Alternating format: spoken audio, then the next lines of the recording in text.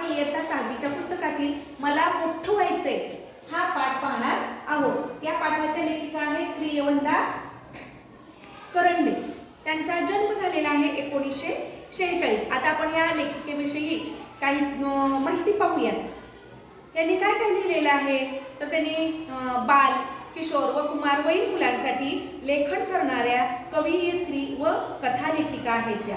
बाल, किशोर आणि कुमारवयीन म्हणजे तुमच्यासारख्यांसाठी काय केलेलं आहे त्यांनी लेखन केलेलं आहे। मग काय काय लिहिलंय बघ तर स्वामी विवेकानंदांचं चरित्र, ज्ञानेश्वरांच्या गोष्टी आहेत, मी नाही जा आणि इतर अशा बालकथा सुद्धा लिहिलेल्या आहेत। त्याचबरोबर हिरोंच्या शोधात, बाई आणि टेलिफोन, कविता जन्माला येते, जरा ऐकताय ना असं नाटक, अशी त्यांचं जे लेखन साहित्य आहे ते प्रसिद्ध आहे। तर एक मला मोठं व्हायचंय हा पाठ आता पाहणार आहोत। पहा आता पुस्तक। माणसानं ध्येय धरावं ते आकाशाला गवसणी घालण्याचं, खडकातून पाणी काढण्याचं। काय म्हणतेस आई? नळाचं पाणी जाईल, अंघोळ करून घेऊ? अगं पण काय, खडकातून पाणी नंतर काढू। बरं बाई, म्हणतात ना थोर पुरुषांच्या कार्यात अनंत अडचणी उभ्या असतात। मला शास्त्रज्ञ व्हायचंय, संशोधन करायचे, शोध लावायचे, पण आईला मला आंघोळीला पाठवायची ना नुसती घाई लागली आहे।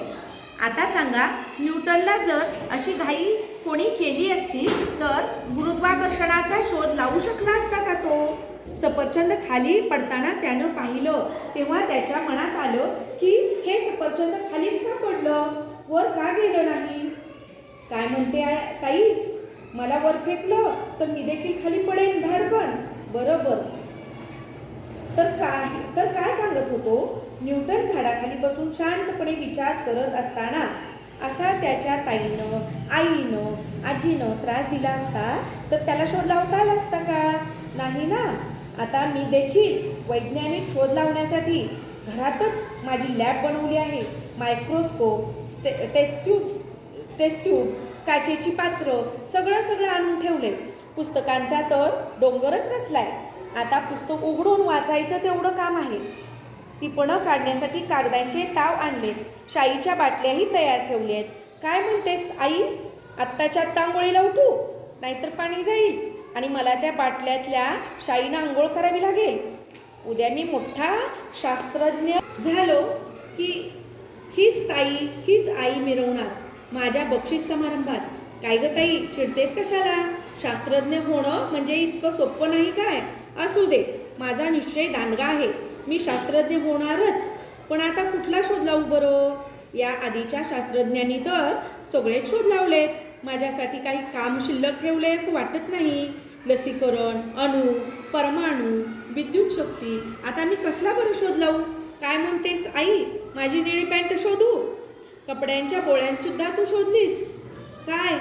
निळी पॅन्ट शोधली तर हाच मोठा शोध लावला मी। काय म्हणतेस? आईवर खूप उपकार होती। आता कळतंय की शास्त्रज्ञांना त्यांचे शोध लावताना किती त्रास, किती मनस्ताप सहन करावा लागला ते।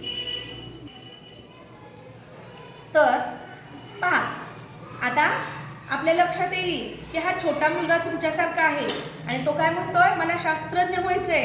पण आई काय म्हणते, उठ आणि आंघोळीला जा, नंतर शोध लाव, आधी आंघोळ कर। त्यानंतर हा म्हणतो कोणता शोध लावू, तर आई काय म्हणते, आधी तुझी पॅन्ट शोध।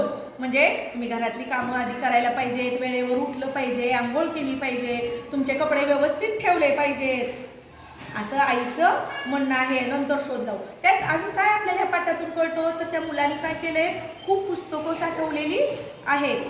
त्यांनी काय केलेलं आहे, खूप पुस्तकं साठवलेली आहेत आणि त्या पुस्तकातली वाचून टिप्पणं काढायचे, म्हणजे त्यांनी सुरुवात केलेली आहे।